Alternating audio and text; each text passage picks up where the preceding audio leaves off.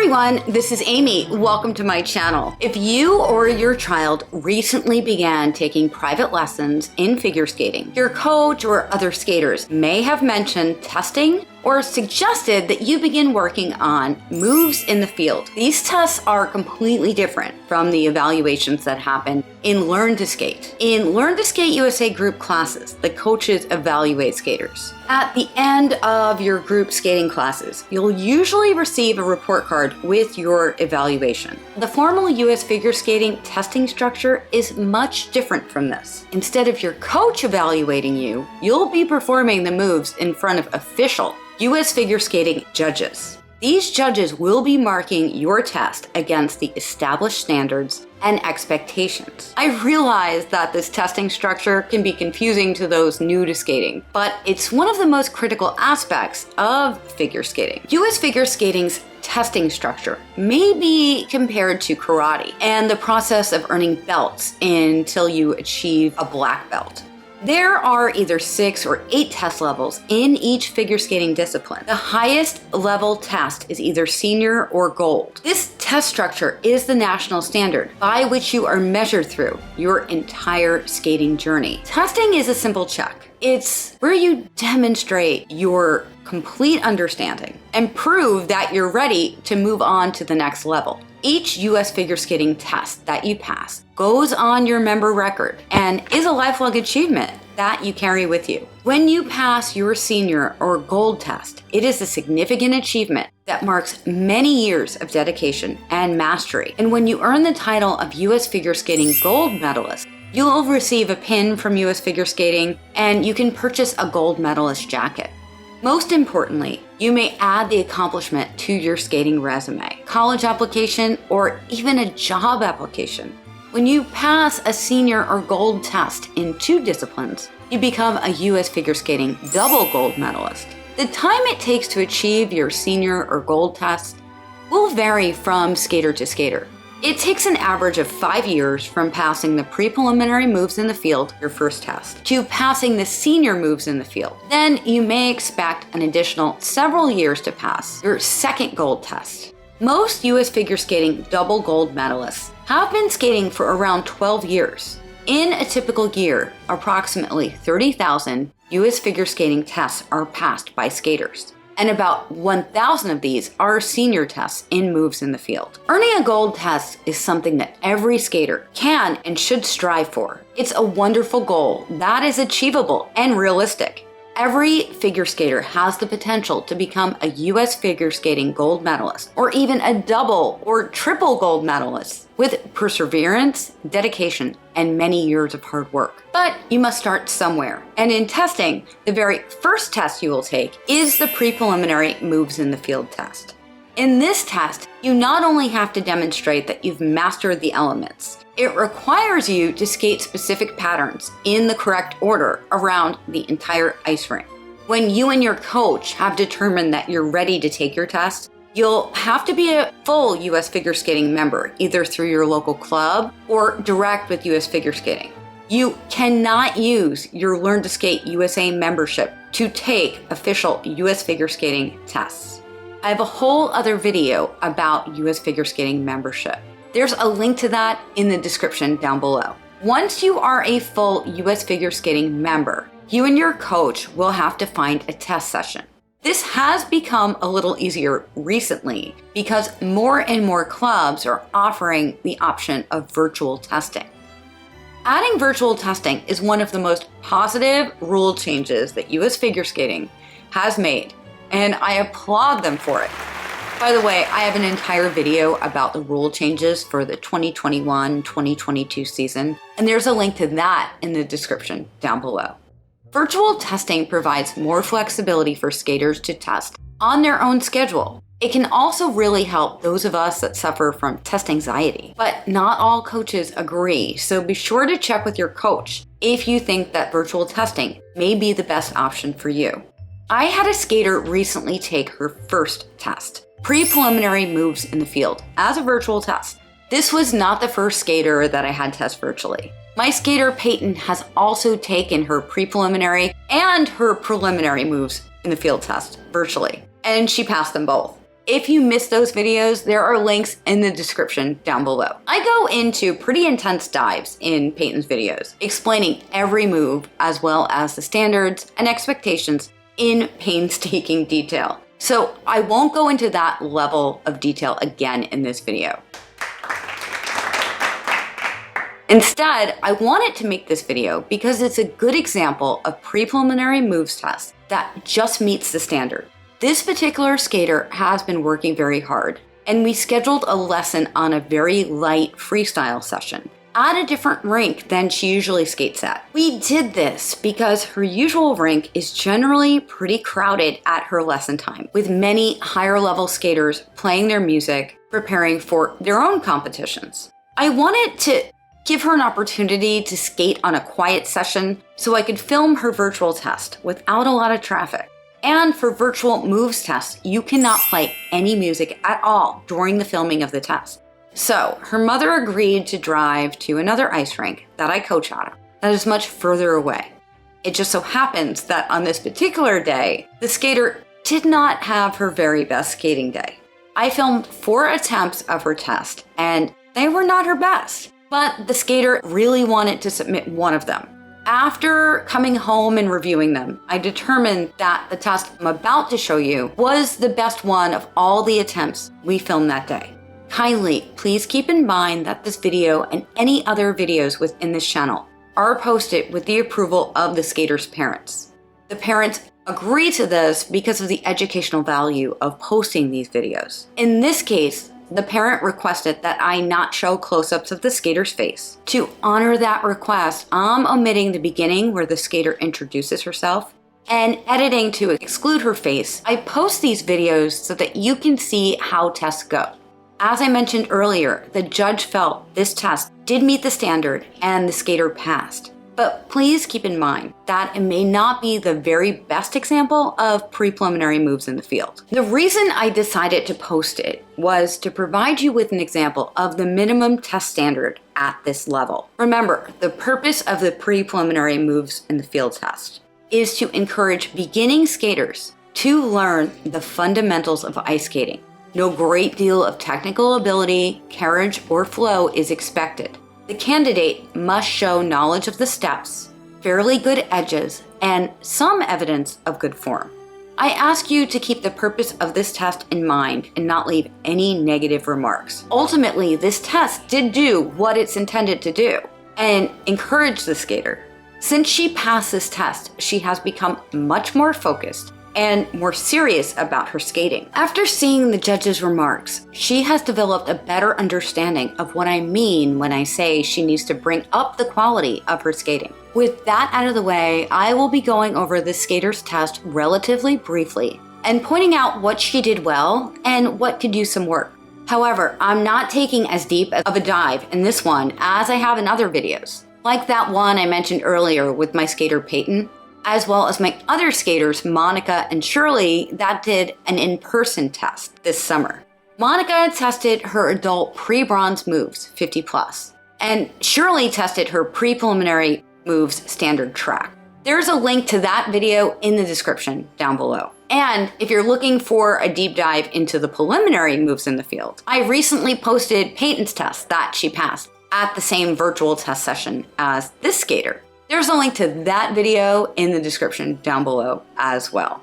Oh, and I almost forgot to mention that I've developed some moves in the field worksheets to help you become more personally involved and invested in your skating skill development. I initially created these worksheets for the skaters that I coached so that they had a better understanding of the standards and expectations. And also, so they had something they could bring with them when they practiced on their own. This is especially important for younger skaters who sometimes get lost and forget what they're working on. I thought if they're useful to my skaters, they could be helpful to others too. So I decided to make them available to you. Just go to my website, skatewithamy.com, and you'll find them under figure skating testing. You can use them with your coach to review your progress concerning each of the moves, as well as the test standards and expectations. I've also posted a direct link to it in the description down below. The pre-preliminary moves worksheets are entirely free. So just go over to my website and download them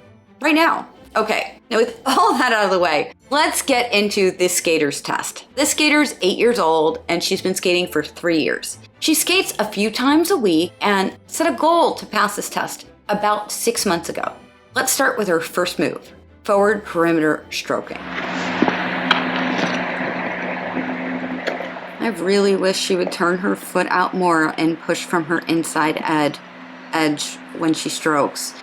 She had been doing it well for a while and then lost it, and now we've got to bring it back.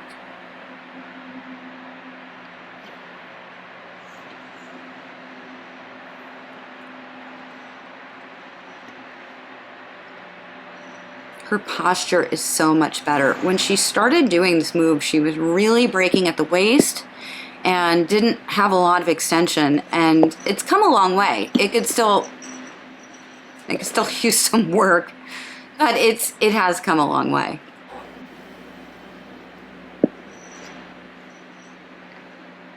Her crossovers are pretty good. She didn't need that extra one there. That was an extra.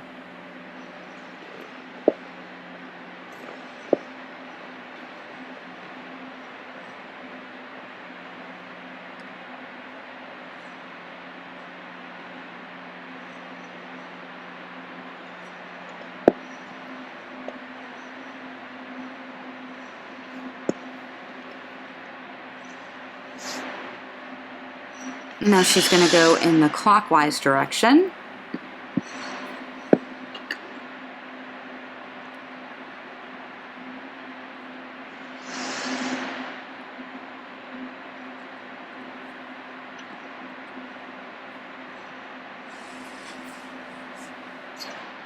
Her knee bend has gotten a lot better.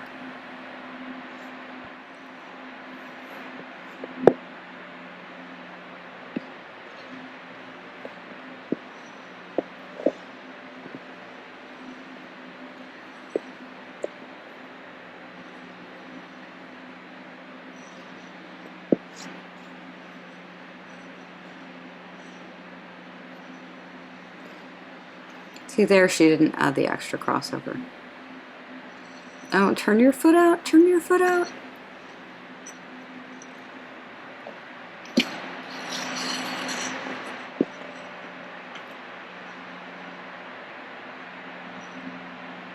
She is getting down the rink with 4 strokes, and when she first started doing this, I think she was doing and she didn't need to do, but she was doing 16 strokes. Because when skaters first start doing this, it's hard for them to get used to the glide in between the stroke. Okay. And now she's doing her consecutive edges on the line. These are forward outside edges.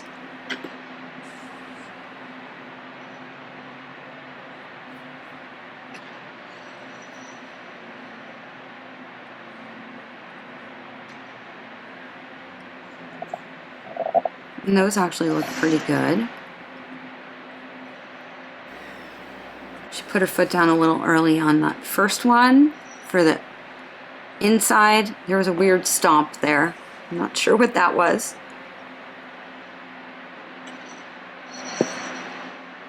She's really working to hold on to them. That's her first backward outside edge. Oh, she took 2 pushes for the second backward outside. And that was another one with 2 pushes. And another one with 2 pushes. And that is not something that we want to do.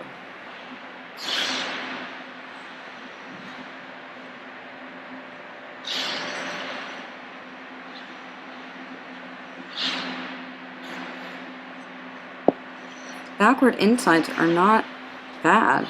Oh, there was a little extra foot down moment. But surprisingly, she didn't take the extra pushes on the backward inside edges. She only took them on the backward outside edges. And that's a new development that she wasn't doing, and recently started, but we've gotten rid of it. It went away. And now we're doing our spirals.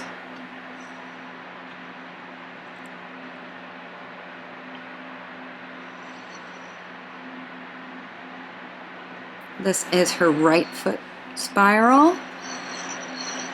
And now for her left foot spiral. And her left foot spiral is actually better than the right, I think.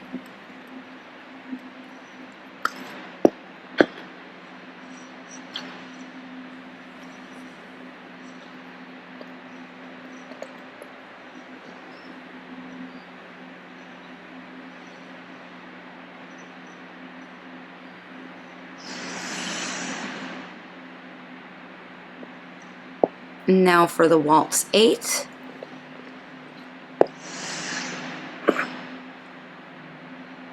She could have held the exit of the 3-turn a little more. Oops, she put her foot down a little early.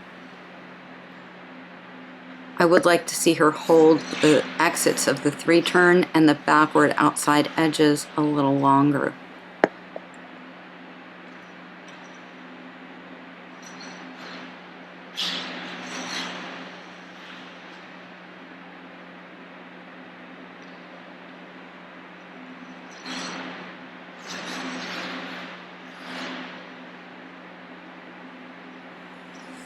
Okay, so now we're gonna look and see what the judge said about it. For the forward perimeter stroking, he checked off clockwise and counterclockwise and noted do not toe push for power. And I totally agree. He did check power and extension. And now for the basic consecutive edges, he checked off for the forward outside, the forward inside, the backward outside. He noted 2 footing transitions, and yes, she does. And for the backward inside, he noted double lean. So yeah, she tends to push and then sort of like maybe like a power pull, and that's not really what we want to see. That creates a subcurve.